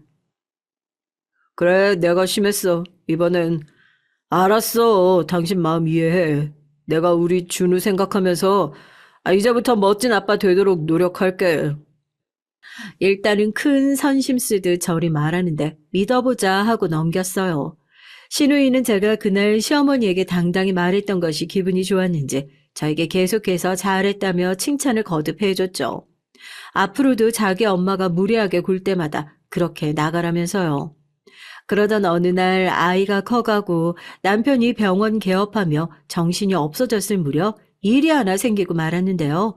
다름 아닌 시아버지께서 암 판정을 받으신 거였습니다. 흡연을 좋아하시던 시아버지는 암 판정을 받고선 그 좋아하는 담배를 못 피게 생겼다며 그것부터 걱정을 하셨는데요. 거기에 제가 살짝 황당함을 느껴서 아무 말 못하는 사이 손 아래 동선은 여우처럼 빠르게 치고 들어오더라고요. 아버님, 의사가 집안에 둘이나 있는데 뭐가 걱정이세요? 아버님 진단받으신 암은 많이 진행이 안 돼서 금방 나을 수 있어요. 그러니까 걱정 마시고 나으실 생각만 하세요. 그나저나 항암 치료가 조금 힘드실 텐데 그건 형님이 가까이 사시니까 도와드릴 수 있죠? 형님은 집에서 하는 것도 없으시니까 시간도 널널하시잖아요. 비꼬듯 말하는 아랫동서에게 순간 기가 막혀 헛웃음이 나오더라고요. 명절날 일부러 늦어놓고도 미안하다 소리 한마디 안 하는 거, 생신날 제가 사온 선물을 대놓고 무시하고 면박 주는 것까진 어떻게든 참아봤습니다. 근데 제가 계속 참아주니까 저를 이젠 아예 대놓고 만만히 보는 것 같더라고요. 그래, 물론 내가 가까이 살면 그럴 수 있지. 근데 동서는 같은 말이라도 말이 왜 그래? 엄연히 내가 윗사람인데 너무 무례한 거 아니야? 그건 나쁜 말이지, 동서. 제 말에 분위기가 급격히 서늘해졌습니다. 신우이 역시 흡족한 미소를 지었어요. 그리고 동서가 뭐라 하기 전 빠르게 덧붙이더군요. 맞아요. 전업주부가 얼마나 하는 일이 많은데 시간이 널널하다니요. 준우 이번에 중학교 들어가면 바빠졌다는 소식 못 들었어요? 그리고 그런 생각은 속으로 해야지 밖으로 꺼낼 얘기가 아닌 것 같네요. 어머 참나. 아우 둘이 쌍으로 편먹고 뭐하는 짓이에요 유치해서? 진짜 꼴값도 적당히 떨어야지. 아 전업주부가 무슨 대단한 직업이라고. 저기요 아가씨. 아가씨도 그러시는 거 아니에요. 여보 뭐라고 한마디 해봐. 나는 아, 그만하지. 지금 그게 문제가 아니잖아. 왜 그래 당신이야말로. 아 왜 형수님을 무안 주고 그래. 서방님이 자기 편을 들지 않자 더 심술이 난 동서는 결국 그 자리에서 내내 입을 삐죽거리다가 집으로 돌아갔습니다. 시아버지가 암에 걸린 문제로 회의를 하기 위해 모인 자리였는데 그렇게 삼천포로 빠져버렸던 게 참 황당하네요. 웃긴 건 시어머니와 시아버진 일이 그리 되어버린 것을 다 제 탓으로 돌렸다는 겁니다. 사람 많은 데서 아랫사람 면박을 줘야 네 속이 편하니? 너는 심보가 못돼 처먹었다. 너보다 더 배운 사람이면 존경심을 갖추지는 못할 망정. 그러니 네가 그 수준인 거다. 어머니, 이게 왜 제 탓인가요? 아, 너 때문에 자리가 엉망이 됐으니까 네 탓이지. 네 시아버지가 저리 아프다는데 걱정하지는 못할 망정. 내가 며느리를 잘못 둬도 한참을 잘못 뒀지. 처음부터 두 팔 걷어붙이고 뜯어 말렸어야 되는데. 아픈 시아버지를 들먹이는데 억울했지만 넘어갈 수밖에 없었어요. 근데 거기다 동서는 저를 무시하려다 된통 당한 게 억울했던 건지 약이 오를 대로 올라서 시어머니와 편을 제대로 먹었더라고요. 시어머니 역시 저에게 하고픈 말이 많으셨나 봅니다. 일단 사건의 발달은 시아버지가 암 완치 판정을 받은 기념으로 열린 축하 자리였는데요.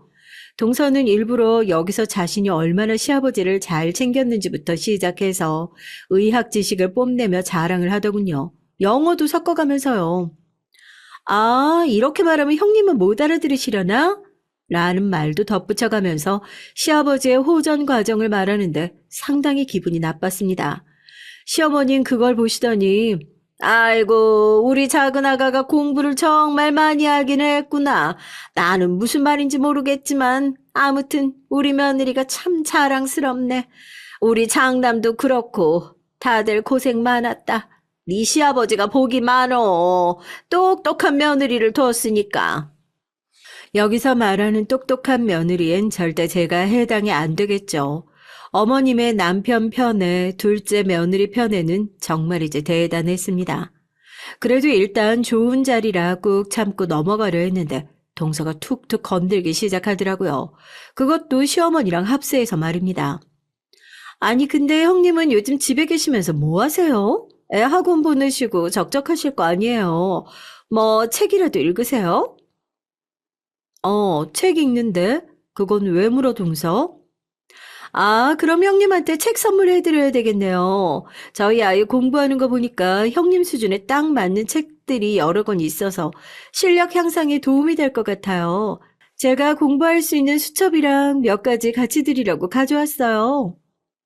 대단히 선심 쓰듯 말하며 싱긋 웃는 동서의 말에 안 받겠다는 말로 받아치고 싶었죠. 그런데 동서는 제 말이 끝나기도 전에 자신의 명품 가방에서 뭔가를 꺼내더라고요. 책은 모두 어린이 도서였고 심지어 수첩도 아이들이 쓸 법한 줄이 넓은 노트였어요. 여기에 시어머니가 콧방귀를 끼더니 거드시는 겁니다. 아이고 이런 거 줘봤자 얘는 안 읽어. 활자라면 어질어질할 텐데 뭐하러 주니 주길. 돈 아깝게. 그냥 불우이웃돕기 이런 데다 넘겨버려라. 아니, 그나저나 근데 그네 너는 옷이 크게 뭐냐? 시장에서 산 옷도 아니고. 아, 왜 이렇게 촌스러워? 우리 둘째아가 옷 입는 거 보면 뭐 느끼는 게 없어? 아, 저렇게 귀티나게 입고 돌아다니는데 형님으로서 창피스럽지도 않어. 아유, 엄마 또 그러신다. 그만하라니까. 그나마 생각 있는 서방님이 나서려는데 여기서 저의 구원투수가 등장했습니다. 갑자기 버럭 누가 소리를 질렀어요. 우리 신우였죠. 신우이는 이 광경을 보다가 못 참겠는지 절 대신에 질러버렸어요. 덕분에 우리 시어머니 귀가 아주 새빨개지셨습니다. 아니 엄마, 왜 세원이한테 인신공격 비하 발언이야?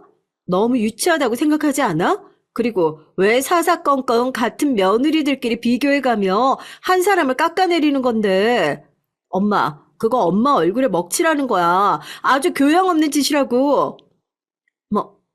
뭐야? 이게 아주, 너 아주 기집애가 못하는 말이 없어. 내가 너한테 얼마나 지원해줬는지 말하려고? 엄마가 솔직히 날 무슨 사랑으로 키웠어? 그냥 대충 키웠지. 오빠들이랑 비교 당하면서 내가 자라는 내내 질려버렸어. 진절머리가 났다고. 그러니까 우리 새언니한테 그러지 마. 제발 똑같은 실수 그만하라고. 아이고, 저게 다 키워놨더니 부모한테 말하는 꼬라지하고는. 시어머니는 황당한 얼굴로 신우이를 쳐다봤고 신우이는 당차게 저를 쳐다봤습니다. 전 그것을 신호로 여기고 신우이를 따라 나가버렸죠. 사실상 자리가 자리니만큼 남겨진 시아버지에게 죄송스럽긴 했지만 그땐 그런 것도 상관이 없을 만큼 감정이 고무되어 있었어요. 나중에 신우이 집에서 따로 커피를 한잔하며 서로 진심을 나누었는데요. 아가씨, 아까 너무 고마웠어요. 나도 어떻게 말해야 할까 고민했었는데 아가씨가 시원하게 말해준 거 있죠? 아니에요, 새언니. 언니한테 함부로 말하는데 내가 다 열불이 나더라니까요. 앞으로도 식구들이 언니한테 함부로 하면 저도 가만히 있지 않을 거예요. 고마워요, 아가씨. 근데, 새언니, 사실 말할 게 있어요. 아까 식구들이 있는 앞에서 말하려고 했는데 갑자기 일이 터지는 바람에 말을 못했거든요. 사실 만나는 남자가 있는데 결혼을 하고 싶어요. 언니가 먼저 한번 봐줄 수 있어요? 놀랍게도 신우이에겐 만나는 남자가 있었더군요. 사실 신우이는 그 당시로 치면 노처녀였어요. 당시엔 20대면 시집을 가는 경우가 많았는데 신우이는 시집을 못 가고 있었거든요. 그래서 내심 시부모님도 걱정이 많았고 저도 얼른 짝을 찾길 바라는 마음이었죠. 근데 드디어 찾았다니까 너무 기대가 되더라고요. 저는 약속을 잡고 얼른 만나기로 했답니다. 하지만 일이 그렇게 될 줄 어떻게 감히 누가 예측할 수 있었을까요? 신우이는 저에게 먼저 그 남자를 소개시켜 줬는데 신우이 말 맞다나 무척 예의도 바르고 점잖은 사람 같았죠. 차분하고 허용심도 없고 대기업 연구직에 종사하고 있어서 비전도 있었고요. 신우이보다 5살 연상의 남자였는데 나이가 많아서 그런지 연륜에서 나오는 성숙함도 한몫했습니다. 전 만나보고 나서 안심이 됐죠. 아가씨 정말 괜찮은 분 같아요. 시댁 식구들한테 소개해도 될 것 같네요. 그나저나 너무 다행이네요. 아가씨랑 너무 잘 어울려요. 정말요? 새언니가 그렇게 말해주니까 안심이 돼요. 그럼 얼른 날짜 잡고 다 같이 만나요. 역시 언니 보여주길 잘했다. 신우이는 제 말에 소녀처럼 볼을 발그레하게 물들이며 무척 좋아했답니다. 그리고 실제로 시부모님에게 소개를 시켜주었을 때도 분위기가 괜찮았죠. 일단 시어머니 노처녀인 딸을 엄한 놈에게만 보내지 않으면 된다는 주의셨기에 쉽게 허락을 할 기세였고 오히려 기대 이상의 조건에 놀란 눈치이기도 했어요. 신우이가 데려온 남자는 집안도 굉장히 좋았거든요. 이름만 대면 알만한 정치인도 있었고요. 제가 봐도 흠이 없어 보이는 신랑감이었습니다. 특히나 성격 좋고 다정다감한 신우이의 짝이라면요. 그런데 그러던 어느 날 결혼식을 앞두고 드디어 웨딩드레스를 입는 날만 기대하고 있던 신우에게 다급한 전화가 걸려왔어요. 아직도 이날을 잊을 수가 없네요. 언니, 어떡하면 좋아요? 아가씨 왜 그래요? 네? 말을 해봐요, 아가씨. 어떡해요? 어떡해요? 신우이는 이 말을 남기고 엉엉 울었습니다. 무슨 일인지 싶어 놀란 전화통을 붙잡고 몇 번을 물어도 계속 미친 듯이 울어제끼기만 할 뿐이었어요. 그래서 일단은 남편과 함께 차를 타고 신우이 집으로 갔는데 거기에도 신우이는 없었죠. 혼비백산이 된 시어머니가 달려와서 소식을 전해줬는데 알고 보니 신우이 남편이 될 그 남성분께서 교통사고를 당했고 중환자실에 있다는 것이었어요. 신우이는 그 마지막을 지켜보고 있었고요. 저 역시 의식이 깨어나길 간절히 기도했지만 워낙 내상이 심했던지라 끝내 그 남자분은 결혼식장에 나타나지 못했습니다. 신우이가 그토록 꿈꾸던 결혼은 모두 물거품이 됐고 우리 신우는 하루아침에 사랑하는 남자를 잃어버리고 말았죠. 언니, 나 죽을 것 같아요. 그 사람 따라가고 싶어요. 안 돼요, 아가씨. 안 돼요. 그냥 죽어버리고 싶어요. 나 좀 죽여줘요. 신우이는 장례를 치르면서도 무척이나 힘들어했고 그 후도 마찬가지였죠.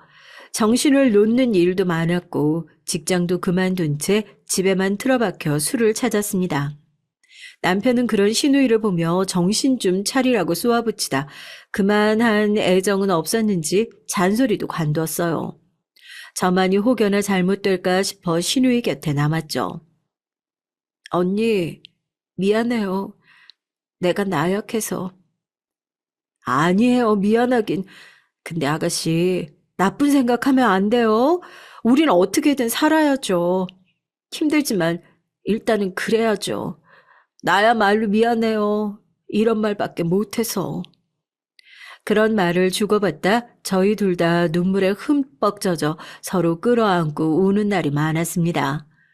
너무 갑작스럽게 사랑하는 남자를 잃고 힘들어하는 신우를 보니까 마음이 아팠어요.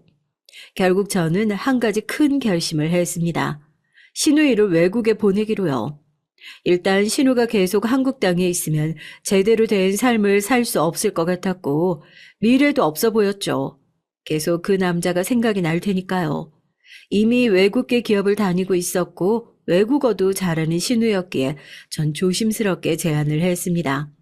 신우는 고민을 하더니 눈물로 고개를 끄덕였어요. 고마워요, 언니. 공항에 이렇게 마중 나와주고 나 언니 없이 잘 살 수 있을지 모르겠지만 연락 자주 할게요. 언니, 잘 살고 있어요? 알았죠? 오빠가 속썩이면 바로 말하고요. 네, 아가씨, 알겠어요. 아가씨 걱정만 해요. 내 걱정하지 말고요. 공항에서 신우를 바르다 주며 저희는 이런 간단한 대화를 나누었죠.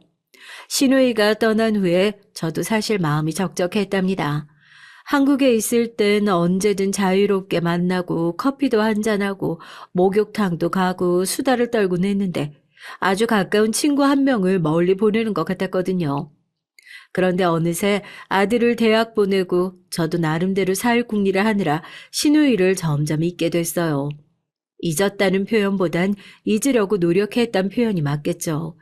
신우이는 미국이란 먼 곳으로 간 후에 연락이 잘 되지 않았거든요. 그곳에서 좋아하는 미술 공부를 하며 새로운 인생을 설계하고 있다는 메시지가 오곤 했는데 그 외의 소식은 잘 몰랐습니다. 잘 살고 있는 걸까? 왜 연락이 없을까? 분명 연락한다고 했는데. 아니야, 잘 살고 있는 거겠지. 무소식이 희소식이라잖나. 무소식이 희소식이라 생각하며 스스로 애써 마음을 추스리곤 했네요. 그 사이 전 남편과 함께 지금까지와는 완전히 다른 행보를 걷게 됐어요. 회사를 하나 설립하게 됐는데요. 전업주부의 반전이라면 반전이네요. 남편이 벌고 제가 지금껏 저축한 돈으로 남편이 먼저 사업을 하자고 제안을 했어요. 물론 내가 의사니까 노후 문제는 없지만 나는 이제 더 큰 뜻을 펼치고 싶어. 의사 생활 너무 오래 해서 지겨워. 동네에서 매일 똑같은 자리에서 환자 보는 거 더 그만하고 싶어. 그래요? 당신 뜻이 그렇게 확고하다면 말리진 않겠는데 무슨 사업인데요? 나 의료기기 사업할 거야. 그리고 당신도 함께 해줬으면 좋겠어. 믿을 만한 사람이 필요해. 나도요? 그간 걸어왔던 길에서 그닥 멀지 않은 것 같은 부류의 사업이라 수긍은 갔지만 남편이 저를 지목했다는 것이 의외였습니다. 얼떨떨했달까요? 남편과 저 사이엔 아들이 아니면 끈이랄 게 없었는데 의외로 나를 믿고 있었다는 것이요. 일단은 남편을 믿고 시작하게 됐습니다. 남편도 저도 처음 걸어가 보는 길이었기에 많이 헤맸지만 사실 지금 생각해보면 이때만큼 남편과 대화가 많았던 적도 없었어요. 저희는 함께 사업을 하며 겪을 수 있는 모든 고초들을 같이 겪고 같이 넘어갔죠. 그리고 한 가지 변화도 있었습니다. 참 신기하다. 당신이 밥 달라 이런 말만 할 줄 아는 사람인 줄 알았는데 이런 비즈니스 얘기를 하고 있으니까 신기하네. 근데 난 좋아요. 당신이 비록 젊은 시절 내 속을 많이 썩이긴 했지만 우리가 나이가 드니까 서로 이렇게 파트너도 될 수 있고 인생 알다가도 모를 일이야. 그래 여보. 내가 지금까지 당신한테 많이 소홀했어. 인정해. 앞으로 잘할 테니까 지켜봐. 나 빈말 같은 거 하는 사람 아니야. 남편은 남편으로선 빵점, 아들에겐 그래도 중간 이상은 되는 사람이었죠. 그랬기에 같이 살 부딪히고 살았죠.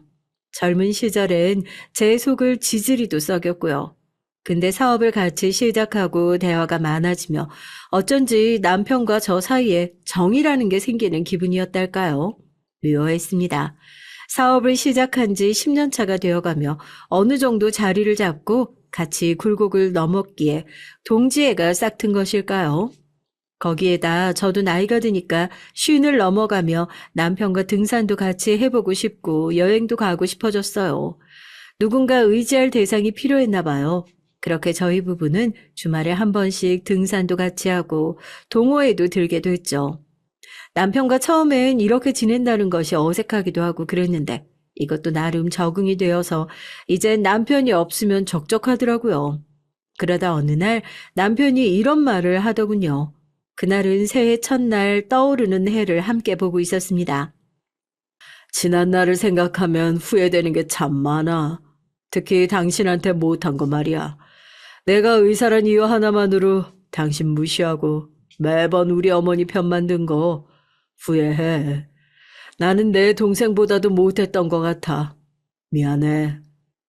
묵직하지만 진심이 담겨진 한마디에 저도 모르게 눈물이 고였어요. 그 눈물이 주르륵 흐르며 떨어지는 것도 모른 채로요. 전 그때 이로써 진정한 부부 사이가 됐다고 생각했습니다. 그런데 말이죠. 인생은 참 반전의 반전 드라마보다 더한 것이 인생이더라고요. 남편의 사업이 안정궤도에 완전히 들어섰다고 생각했을 때 생각지도 못한 투자 실패로 망한 겁니다. 처음엔 믿을 수가 없었는데 이것이 현실이었죠. 사업이라는 게 그렇더라고요. 호 시절엔 그토록 여유를 누리다가도 나쁜 시절이 되니까 처참하게 비참해지는 그런 것이요. 많은 위험을 떠안고 시작한 사업이었지만 갑자기 일이 되니 저도 남편도 너무 당황스럽고 무서웠습니다. 게다가 저희 부부가 쉰을 넘긴 나이에 그런 일이 터졌으니까요. 여보, 어떡하면 좋아요? 노후 대책이고 뭐고 다 무너져 버린 거잖아요. 우리 이제 어떻게 살아요? 아, 나도 몰라. 아, 왜 그걸 나한테 물어봐? 아이씨, 진짜 재수없게. 아, 가서 술이나 사와. 여기서 징징거리지 말고. 아, 듣기 싫어 죽겠으니까. 뭐라고요? 당신은 지금 그런 말이 나와요? 아, 진짜 대책이 없는 사람이네요, 당신. 이 상황이면 당신도 발벗고 나서서 뭐라도 할 생각을 해야죠. 하긴 뭘 해. 어차피 망했는데. 이왕 망한 거 그냥 이렇게 살다가 뒤지는 수밖에 없다고. 속상한 마음은 이해하지만 정도가 지나쳤어요. 남편은 의사였고 의사로서 일을 할 수도 있었지만 술독에만 빠져 지냈습니다. 속이 바짝바짝 타들어갔어요. 매일이 절망의 연속이었습니다. 할 수만 있다면 저도 매일 술만 마시고 정신을 잃고 싶은 심정이었죠. 하지만 이때 너무도 다행스럽게 위기를 극복하게 해준 것은 바로 저희 아들이었습니다. 언제 어른이 된 건지 아들이 나서서 하나하나 사업을 정리해 나가더라고요. 엄마, 내가 처리할 수 있는 건 다 해놓을 테니까 일단은 좀 쉬고 계세요. 아버지도 많이 힘들어 보여요. 아들은 다행히 경영학을 전공하고 자기 회사를 꾸려 나갔던 것을 바탕으로 저와 남편의 회사를 차분히 정리해 나갔습니다. 그리고 몇 달 후엔 자기가 한번 어떻게든 살려보겠다는 의지를 밝혀오더라고요. 아니, 어떻게 하겠다는 거야? 야, 그러지 마라. 우리 지금 이 빚도 감당하기 어려워. 엄마, 자신 있어서 말씀드리는 거예요. 저 믿어보세요. 아들의 말은 확신이 가득 차 있었습니다. 총명하게 반짝거리는 아들의 눈빛을 보니까 저도 모르게 스르르 몸에 힘이 풀렸죠. 그때까지도 남편은 집안 돌아가는 꼴에 관심이 없었어요. 아들이 뭘 하고 있는지도 몰랐고요. 그리고 몇 년 후 어떤 결과로 돌아왔는지 들으신다면 깜짝 놀라실 겁니다. 아들이 저와 남편이 일군 회사를 전성기였을 때보다 더 큰 좋은 회사로 돌려놓은 것이었어요. 세상에, 어떻게 이런 일이 있다니. 나는 믿을 수가 없구나. 회사 로비에서 엉엉 우는 저를 다 큰 아들이 힘껏 껴안아 줬습니다. 그리고 남편 역시 정신이 돌아와서는 미안해했다며 중얼거리더군요. 초라한 노인의 모양새가 되어 그러는데 우리 아들은 남편의 무책임했던 행동도 용서해줬답니다. 그런데 이때부터 남편의 주접이 시작됐어요. 남편이 갑자기 아들에게 용돈을 요구하고 나선 겁니다. 회사는 잘 굴러가는 것 같고 자기도 이제 살 것 같으니까 사치를 부리고 싶었던 모양이에요. 너도 알다시피 부모가 나이가 들면 자식이 어느 정도 경제적인 부분을 지원해줘야 하는 거 알지? 내가 많이 바라진 않는다. 한 달에 300 정도면 충분할 것 같다. 어머나 세상, 이 양반이 미쳤나? 아니다, 잘못 들은 걸로 해. 무슨 말이에요? 그게 300이라니. 우리 애가 망해가던 회사 살리고 길거리에 나 앉을 뻔했던 우리 데리고 사라졌던 걸 곳에 다 잊은 거예요? 아들 없었으면 우린 정말 쫄딱 굶어 죽을 뻔했다고요. 그러니까 당신은 참 문제야. 왜 이상한 거에 토를 달아? 그렇게 생각이 없어? 가방끈이 짧으면 머리라도 잘 굴리던가 눈치라도 있어야지. 남편은 기어코 자식이 부모를 보필하는 게 당연한 거라며 300을 요구하고 나섰어요. 안 주면 마치 길바닥에서 잠이라도 잘 것처럼요. 기가 찼죠. 제 아들과 며느리가 길거리에 나앉을 뻔한 저희를 구해주고 그렇게 다정스레 대해줬던 걸 저리 갚다니 너무 민망스러워서 며느리 얼굴을 쳐다볼 수도 없었습니다. 거기서 끝난 것도 아니었어요. 제가 아들에게 결단코 용돈을 주지 말라고 하자 남편은 손찌검을 시작했습니다. 처음엔 물건을 던지는 것으로 시작했는데 어느 날부턴가는 그 물건을 점점 제 쪽으로 향하기 시작하더라고요. 무서웠어요. 이 나이가 되어 맞고 사는 여자가 될 줄 어떻게 알았겠어요. 당신 그만 못해요. 한 번만 더 때리면 경찰에 신고할 거예요. 어디 이따위 짓거리를 하고 있어요. 입 닥쳐, 더 맞기 싫으면. 나중엔 이웃들에게서 민원 신고가 들어와 남편이 조금 잠잠해지긴 했지만 그때부터 제 마음에 우울이 흘러들어올 것 같았죠. 정신과를 다니며 약을 복용한 것도 그때쯤이었어요. 그리고 이 시기 아무에게나 제 얘기를 털어놓고 싶어 신우이에게 편지를 보내곤 했었죠. 잠깐 신우이가 한국에 들어왔을 때 받은 미국의 주소지로요. 아주 가끔씩은 연락을 하고 있었는데 그 횟수가 많지 않았음에도 이상하게 한때 깊은 정을 나눈 사이라 그런지 힘든 일이 터지니까 신우가 가장 먼저 생각이 났습니다. 그리고 신우이는 아주 다정하게 그 편지에 일일이 답장을 해주며 제 한탄을 들어주고 있었죠.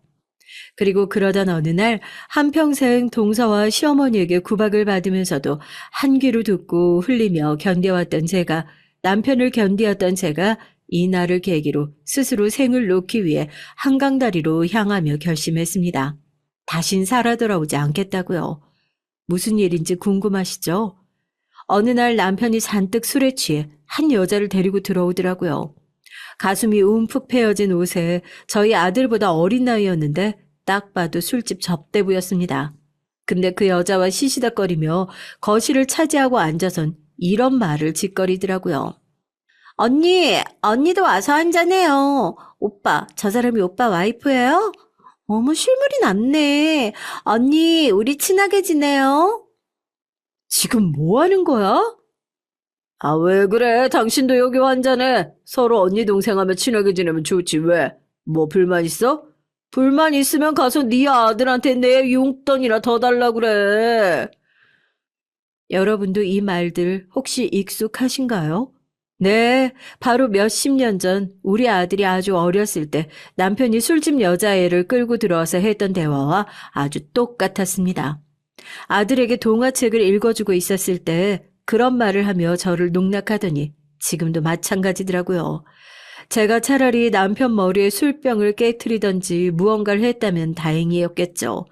근데 우울증에 미쳐 들어가고 있을 때라 그런지 나약한 마음이 생기더라고요. 제 처지가 너무 서럽고 비참했습니다. 젊은 날의 저와 늙은 날의 저는 달라진 게 하나도 없었어요. 그때와 지금 모두 제 인생은 비참하고 더 이상 살 가치를 찾을 수 없는 삶이었습니다. 저는 그대로 뒤를 돌아 한강다리로 향했어요. 더는 다른 걸 생각할 겨를이 없었죠. 정처 없이 눈물을 줄줄 흘리며 찬바람을 맞으며 지난 인생을 정리했습니다. 좋은 것 하나 없던 내 인생, 아들만이 그나마 지지대가 되어주었던 내 가련한 인생. 제가 그날 온갖 상념을 주절거리고 있을 때 뒤에서 누군가의 목소리가 들려왔어요. 처음에 그 목소리를 구별조차 하지 못했죠. 제 앞에 놓인 한강다리만 보였어요. 그곳에 올라서서 몸을 던지면 모든 게 끝나는 것이었어요. 전 천천히 다리 위로 올라섰습니다. 근데 참 놀라운 것이 이날 제 운명을 뒤바꾼 일이 일어났다는 거예요. 새언니! 새언니! 누군가 제 손을 확 낚아채더니 아래로 저를 끌어내렸어요. 저를 새언니라고 부를 만한 사람, 다름 아닌 시누이, 저희 아가씨였죠. 실로 몇 년 만에, 아니 10년 이상 보지 못했던 아가씨였습니다. 아가씨는 다급히 저를 껴안으며 엉엉 울음을 토해냈어요. 당시 아가씨는 제가 어떻게 될까봐 너무 걱정돼서 온갖 생각을 다 하고 있었답니다. 언니를 보러 집에 갔는데 글쎄 그 난장판이 벌어지고 있는 거예요. 내가 여기로 왔으니 다행이지. 하늘이 도왔어요. 하늘이 도왔어. 그날 일은 다시 생각해도 하늘이 도왔다고밖에 생각되지 않네요. 그게 아니라면 어떻게 신우가 이 넓은 땅에서 절 찾아낼 수 있었을까요? 제가 편지에 가끔씩 한강다리에서 죽고 싶다는 말을 쓰곤 했는데 그 말이 떠올랐던 거라는데 설사 우연이라고 해도 운명처럼 느껴졌습니다. 그리고 신우는 결연한 눈빛으로 결정적인 말을 했는데 그 말은 제게 커다란 용기가 됐어요. 언니, 죽지 말고 같이 복수해요. 내가 그 못된 놈, 내가 아작내 줄게요. 아가씨, 언니, 나만 믿어요. 나 이제 그럴 만한 능력도 되고 오빠 같은 망나니가 언니 해치는 거 더는 못 봐주겠으니까 막지 마요. 씩씩한 기세로 자신의 오빠에게, 제 남편에게 같이 복수하자는 신우의 말엔 제가 늘 느껴왔던 따뜻함, 아니 그보다 더 뜨거운 온도의 위로가 있었습니다. 그제야 저도 이제 피해자에서 벗어날 때가 왔다는 것을, 제가 제 인생을 바꿀 힘이 있다는 것을 깨달았죠. 그간 왜 그렇게 수동적으로만 살아왔는지 신우이를 보니까 지난 날이 후회됨과 동시에 어떤 힘이 솟아올랐습니다. 저와 신우이는 일단 호텔에 머무르며 어떻게 할까 생각을 해봤어요. 그리고 신중히 생각한 끝에 남편과 술집 접대부가 시시덕거리고 있을 밤, 그 현장을 덮치러 집으로 갔죠. 남편은 역시나 여러 여자들을 끼고 그 좁은 방구석에서 술잔을 기울이고 있더군요. 그건 역시 아들이 찔러준 돈이 틀림없었습니다. 정확히 말하면 아들을 효도라는 명목으로 위협해서 얻어낸 돈이었어요. 저는 일단 남편에게 다가가 뺨을 거칠게 한 대 갈겼습니다. 그리고 여자들에게 조용히 지금 나가지 않으면 험한 꼴을 볼 거라 말했죠. 당신 미쳤어? 당황해서 몸을 떠는 남편을 보니 가짠더라고요. 저는 그 자리에 있던 술을 들어 그대로 남편의 머리에 끼얹어 버렸습니다. 맥주병을 남편 머리 위로 콸콸 붓고 있는데 제가 그간 당해온 손찌검들이 생각나더라고요. 더 분을 참을 수가 없어서 절 제지하려는 남편의 손목을 잡고는 음식들도 마저 다 쏟아 부어버렸어요. 사실 저도 제게 이런 힘이 있을 거라고는 몰랐는데 가능하더라고요. 물리적으로 약하지도 않았는데 막고 있을 이유가 하등 없었던 것이었죠.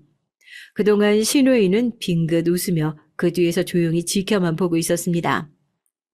당신 죽고 싶어? 미쳤냐 이게? 여편 내가 힘은 또 왜 이렇게 세? 소살만 먹었어? 뒤지고 싶지? 야, 너 거기서 쳐다보고만 있지 말고 네 미친 새언니 말려나 봐. 오빠, 내가 왜 말려? 이게 오빠 업보야. 오빠 때문에 새언니가 그간 얼마나 힘들었는지 알아? 당할 만큼 당해. 실컷 당해버려. 오빠는 갱생이 불가능한 인간이야. 신우이는 남편이 물건을 던지려 하자 그것을 몸으로 막아줬고 나중에 뒤따라온 신우이의 아들이 또 도움을 줬습니다. 남편은 경찰에 신고를 하겠다며 부들부들 거리더군요. 자신이 했던 짓은 생각도 못하고요. 그래서 전 당당히 내질렀습니다. 그래, 고소해. 어디 나도 맞고서 하게. 당신이 지금 나 때린 거 상해 진단서 다 떼어놨으니까 누가 이기나 보자. 그 말에 남편은 꼼짝을 못했어요. 마지막으로 이 상황은 아들이 마무리를 해줬는데요. 아들에겐 부끄럽지만 전 남편 집으로 가기 전 제가 지금껏 남편에게 손찌검 당해온 것들을 말하면서 남편의 진짜 모습을 말해줬습니다. 지금까지 아버지에게 드린 돈 다 되갚으라고 말하고 싶지만 그건 참을게요. 엄마를 봐서요. 우리 불쌍한 엄마, 더 불쌍하게 만든 아버지 평생 용서할 수 없을 겁니다. 그것만 기억해 두세요. 아들은 사실 저를 봐서 지금껏 아버지에게 돈을 조금씩이라도 주고 있었다고 해요. 근데 이제 더는 그럴 이유가 없어진 것이었죠.